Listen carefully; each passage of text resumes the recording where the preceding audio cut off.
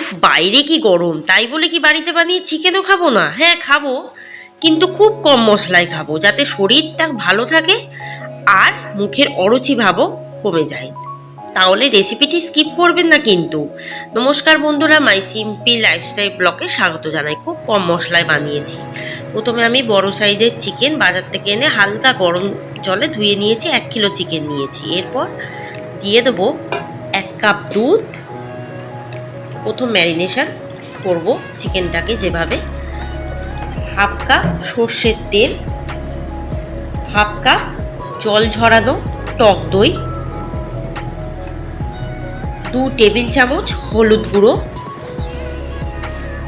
আর 1 চামচ নুন দিয়ে প্রথম ম্যারিনেশন ভালো করে মাংসটাকে মাখিয়ে 15 মিনিট রুম টেম্পারেচারে রেখে দেবো। 15 মিনিট পর আবার কিন্তু সেকেন্ড ম্যারিনেশন করব।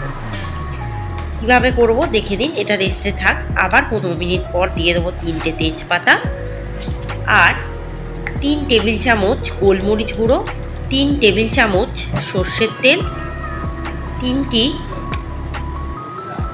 টমেটো কুচি, 1টি গোটা পেঁয়াজ কুচি আর দিয়ে দেবো এখানে ছোট ছোট করে কাটা শুকনো লঙ্কা কুচি দিয়ে ভালো করে মাংসটাকে মাখিয়ে আরও 15 মিনিটের জন্য রেখে দেবো। এভাবেই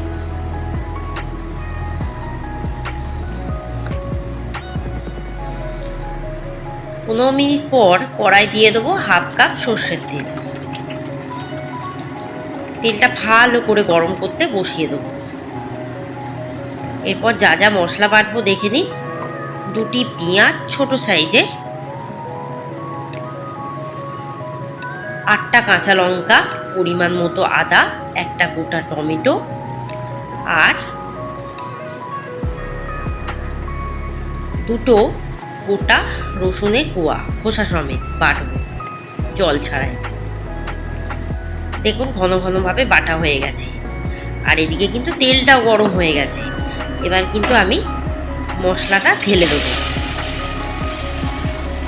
যেটা এতক্ষণ ধরে বাটলাম। এটা একটু কষিয়ে নেবো, আঁচটাকে মিডিয়ামে রাখবো কষানোর সময়, যাতে কাঁচা মশলার গন্ধটা চলে যায়। দেখুন মশলাটা প্রায় ভাজা হয়ে গেছে, একটু লাল লাল হয়ে গেছে ভাজতে ভাজতে। এরপর চিকেনটা দিয়ে দেবো দুধ থেকে উঠিয়ে উঠিয়ে, যাতে দুধটা কোনোভাবেই এখন কষানোর সময় কড়ার মধ্যে না যায়। পুরো মশলাটাই ছেঁকে ছেঁকে দেবো, শুধু দুধটা ফেলে রাখবো। ওটা কিন্তু পরে লাগবে, এখন কষানোর সময় আমি দুধটা ব্যবহার করছি না, যেটা দিয়ে ম্যারিনেট করেছিলাম মাংসটা। পুরো মশলাটাই দিয়ে দিলাম, দিয়ে এবার খুব ভালো করে এটাকে কষিয়ে নেব। এরপর দিয়ে দেবো 1 চামচ নুন দিয়ে আবারও ভালো করে এটাকে কষাবো। যত ভালোভাবে কষানো হবে তত কিন্তু মাংসের স্বাদটা বাড়বে আর মাংসের যে একটা কাঁচা গন্ধ, কাঁচা মশলার গন্ধ, সেটাও কিন্তু চলে যাবে। দেখুন ভালো করে কষানো হয়ে গেছে, কষতে কষতে একটা তেলও বেরিয়েছে।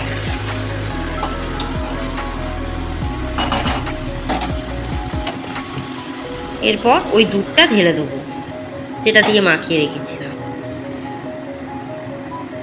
এরপর দিয়ে দেবো আরও 1 কাপ পরিমাণে জল দিয়ে ভালো করে মিশিয়ে দেবো মাংসটার সাথে মশলাটা।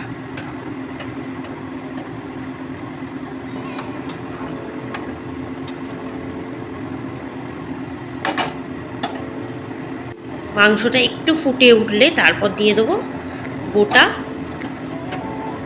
এলাচ, দারচিনি, লবঙ্গ হাতের সাহায্যে একটু স্ম্যাশ করে এটাকে ভালো করে ফুটতে দেবো। দেখুন ফুটতে ফুটতে কালারটা চেঞ্জ হয়ে গেছে আর এদিকে কিন্তু অনেকটাই মাংস থেকে তেল তো ছেড়েছে, এমনিও তেল দিয়েছি বা তেলও ছেড়েছে। মাংসটা সেদ্ধ হওয়ার জন্য বেশ 15 থেকে 20 মিনিট এটাকে রান্না করব লো আছে।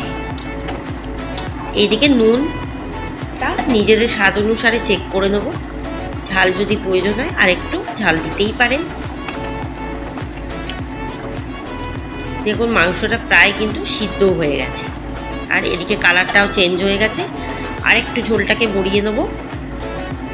তারপর কিন্তু এভাবেই এরকম পাতলা ঝোল কিন্তু আমি পরিবেশন করব গরম গরম ভাতের পাতে। কেমন লাগলো রেসিপিটি গরমের দিনে মাংস রান্নার, সেটা কিন্তু জানাতে ভুলবেন না। গরমের দিনে মাংস অবশ্যই খেতে পারেন, বাট এভাবে কম মশলায় বানিয়ে দেখুন, খেতে খারাপ হবে না। এবার নামিয়ে সার্ভ করব গরম গরম ভাতের পাতে, মন্দ লাগবে না।